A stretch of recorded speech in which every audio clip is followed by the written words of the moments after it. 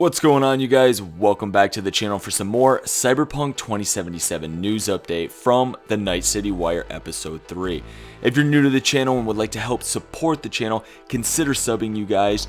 The community is growing and growing on this channel, and it's been great to see everyone in the comments and also helping each other out.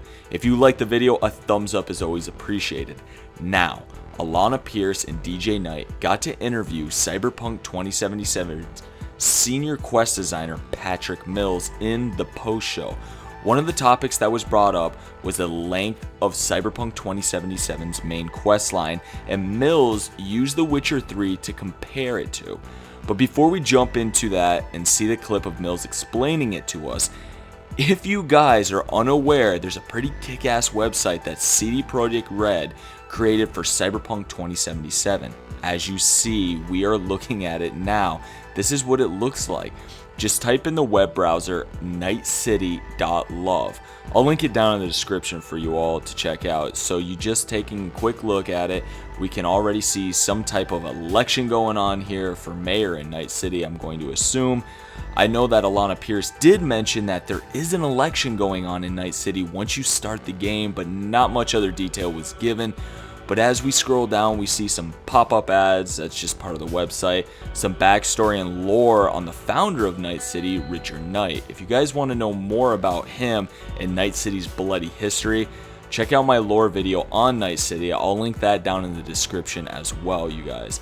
But moving down, you can see a little bit more on some summaries of cars, different ways of fast traveling, I'm going to assume, or just traveling in general.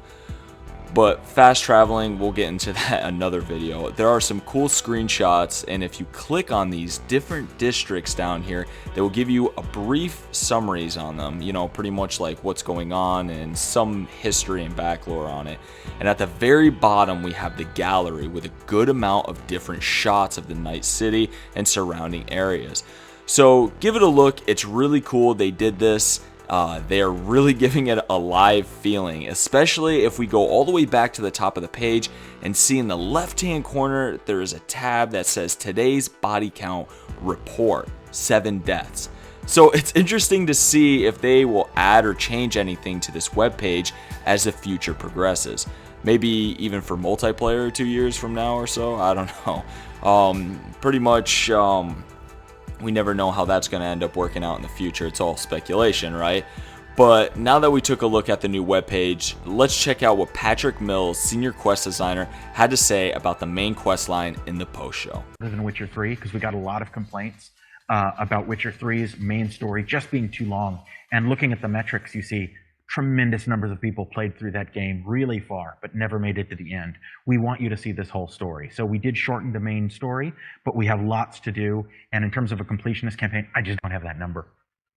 Wow, okay, so I get where they are coming from. They want to shorten up the main story because even though a lot of people sank many hours into The Witcher 3, they still never finished it. Oh, I mean, I get that you pump like 80 hours mixed with main quest line and side quest, then you take like say a month or two break from the game, and then oops, you forgot the story or what's really going on, and that's happening all the time. So I see where they're getting that from. You know, it happens all the time with very long games. You know, people get burnt out and they forget what's happening with the story. So I do see that their data is telling them, hey, people love it, it's just maybe too long, maybe for casuals, right? No, I'm just kidding. But like with any other game out there, there will be people that get burnt out, and there will be people that will literally live the game and sink 4,000 hours into it nonstop. So it's interesting to hear and see, but I've heard this making its way around the gaming community already about developers wanting to shorten the main campaigns or the main quest lines. So I guess somewhat of a comparison. We don't know how long Cyberpunk 2077 main quest line truly is, but The Witcher 3 main quest line can be completed in roughly 52 to 60 hours. I mean, if you just pretty much beeline it through. Honestly, a completionist probably more like 170, but if we account for all the DLC, it's more like 300 hours to complete everything, possibly more, because you know there's that much, and depending on how fast you play the game, really. Me, I like to enjoy the game and absorb the story, not rush it. Even though Mills said that the main quest line could be shorter, let's not forget all the free DLC and most likely paid expansions.